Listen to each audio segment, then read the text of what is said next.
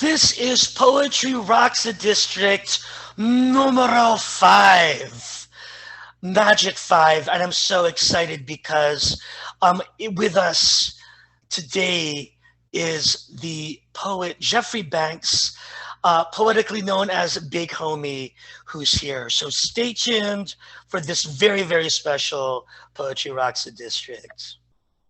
Jeffrey Banks, poetically known as Big Homie, has worked with notable folks such as Fred Rerun Barry from What's Happening. That totally excites me.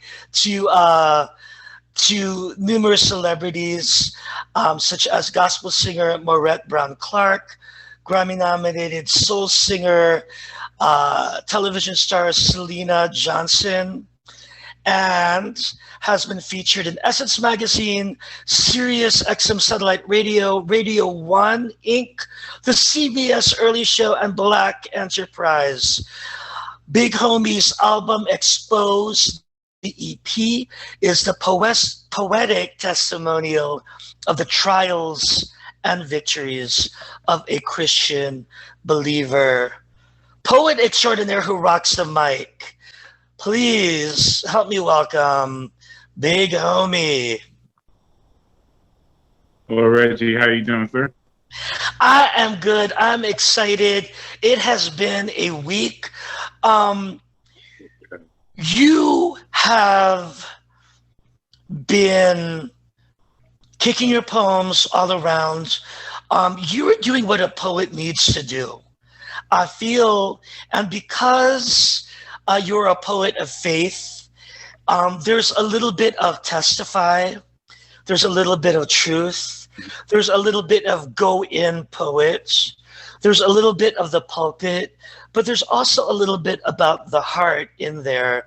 And I feel that not a lot of poets are really going to really use poetry to make the world as a better place.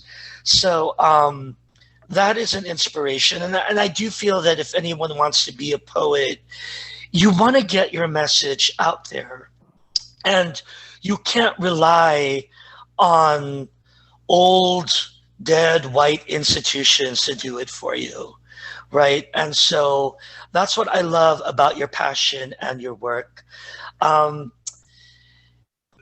would like to know where you grew up and how you became a poet. What were some of the forces that were circulating that created the poet in you? All right. Thank you so much. The genesis. The genesis, yeah. Well, the genesis started at Suburban Hospital. I think it's called something else, but still it's over there. If you go up 270, 187 Old Georgetown Road, for all of you who are in the DMV. Bethesda, Maryland, where I was born, but still moved from here really young. Lived in Connecticut a few years. 5th grade on, most of my rearing was in Tampa, Florida. I did do some songwriting. I guess I'll eventually date myself as far as approximately how old I am. But still, I wrote songs, didn't fully traction. I mean, I could put melodies here, there. I've always kind of been a performer, public speaker. Public speaking, did debate in high school, did do some church speeches, youth sermons type stuff before being called to ministry. So it's just with that did a lot of event planning, which was really the precursor. And when I came out of Syracuse University, given an idea how old I was in school when Donovan McNabb was up there. Shortly thereafter, the late 90s, I was doing event production at Howard University, Christian management of some performers. And then I picked up my pen, I don't say shortly thereafter, it was kind of in tandem, but it was a death in the family that kind of had me started to write, and then kind of just finding my voice in that still musically inclined, show inclined, and then just the birth of Big Homie, if you will, because that's kind of with the poetry, realizing there's such a vibrant scene in the DC area. When I was writing, as you said, testifying, cathartically putting pen to paper, all that coming together. There was a voice, there was an audience, and just the natural evolution was really blessed because, the church community, which I grew up in and knew and was real to me, I was kind of edgy for them because they were used to all the things that can be ritualistic or rhetorical, and talking about some real issues that people tried to cover up. And then a lot of people who enjoyed me, I could still be known as a church poet in those coffee house open mics. But still, a lot of them, they would hear what I have to say. They might not have stepped foot in the church, but they respected the honesty, the heart, as you say, that came from my words. And, we continue to evolve from there. Do you think DC is a great city to be a poet? I feel like it's an excellent city to be bred as a poet. Like DC, even Baltimore is a little different, but still still in the same genre. Like a lot of these cities in the Northeast between DC, Baltimore, Philadelphia. I mean, I know you did a whole lot with the New York and New York and everything like that. That especially if you're blessed to, and praise the Lord for social media, because there was a lot of things where I was able to cross market. I'm a member of Phi Beta Sigma Fraternity Incorporated, Blue Phi, that as far as with the fraternities and with churches and some people who have networked on social media, that's created a whole lot of opportunities through my tenure and what I've been doing poetically. And a lot of the smaller cities really do appreciate everything which I've encompasses me from being cultivated here from so many of the greats. Jason Reynolds was really my inspiration and still my favorite writer. Jason My first Reynolds. Yes, most definitely. And Droopy the Broke Baller, I call him Droopy the Poetic Superhero. So Drew Anderson and Dwayne B, who was on the series earlier, as far as the Spit That was my full first length feature, also showing major love to Lisa Gilliam. She was the first one who, besides me going to open mics, was like, yeah, I want you to do a piece, because that always encourages you. Because sometimes pros and cons, and a place as big as DC, sometimes you can get lost and people can have their favorite poets because there's so much talent here and people have their people. But still, obviously that encourages your heart when somebody asks you to feature or, they make room for you on the open mic and you develop community. So it's just I feel like this is a great city to be a poet because, again, people appreciate you obviously oh, you're from DC, of course, now, ever since 2005. Oh, you a poet from DC? Have you performed at Bus Boys and Poets? Have I featured? Yes, I have featured. Okay, next question. But still with that, but still, obviously coming a couple years before, all that organically has grown. And I also just want to commend your work as an educator. I know this week you've been working with youth, and my question for you is, what advice do you have for our young poets who are in high school? Any kind of advice? And I've seen you work with them, and I'm just wondering what's coming to mind. What advice do you have? First thing is just be able to get it out, no matter what it is. Write your stuff down. I've been doing poetry camp this week, also with journalism. Work with a remarkable person who has a shirt that looks like it might kind of be my color a little bit, but still, with that what I encouraged the writer to say was that still a lot of times when you try to get out, you may have some negative feelings, and maybe as you learn to hear your voice, okay, how do I say it? And then as you do it more, and then as you listen to more poets, a lot of times newer poets mimic, but still as you put stuff out there, pen to paper, you learn to hear your voice, how it is. Again, I said I came from songwriting. So I don't mind that I'm kind of lyrical with some stuff, even though some people might be a little bit critical, okay, you're kind of couply or you rhyme. And for those of you who are newer to poetry definitely doesn't have to be roses are red or violets are blue. But also as you learn the spoken word art form, as you know, that Reggie does a class on that, so I'm starting to teach more on that. That there's something called the stage poet, which is the performer, the spoken word performer, to the page poet. Some people who only want to get published, and there is a difference. And sometimes people feel like they're synonymous. But still, as you grow in that, if you're really serious about the craft, you want to learn all types of things, and then you can kind of go from there. But still, kind of hear your voice, be open, be encouraging, because sometimes somebody just whatever they might not like the style of writing, or because we're in this Zoom world or in person. I don't know, like so like ain't no time for that. Just really take that time to encourage, and usually when you water that and help to sharpen one another, then they're able to kind of grow and kind of find their way from Terrific. I want to talk about your poem, I Want Better. So I think that's got to be a classic Jeffrey Banks poem, right? That's your hit. I hate to say it, but I know that as poets who are performing, that there are poems that really rock the space. And we've been talking about this. This poem, you can do, on the Kennedy Center stage, you can do this like almost for a kindergarten class, possibly. You could use it for any occasion. Like it's like the feel good, real, this is me kind of poem, right?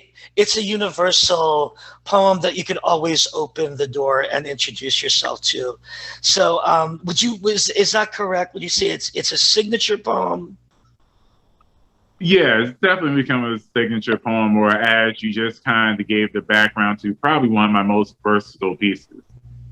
Whereas they appreciate it in church, it's good for like the beginning of the school year, it's good for New Year's, it's good for just a lot of things, but people always want to do self-improvement. So whether I put the faith aspect and still, I mean, you can't really run from the faith aspect in there, but still whether I make it more ecumenical or make it a little bit more church-based, still like it can be received wherever. People will be saying amen in clubs, I mean, or like the bars when you do it. So yeah, I mean, I love the versatility of it and that it's received. And it's not the newest piece, but still the fact of it being classic, being able to stand the test of time because of how it was written.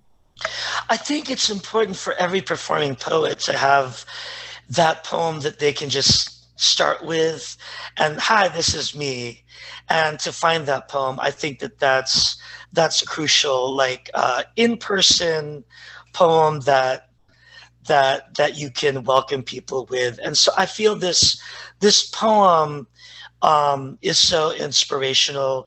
Jeffrey Banks, aka Big Homie, will you please read your poem, I Want Better?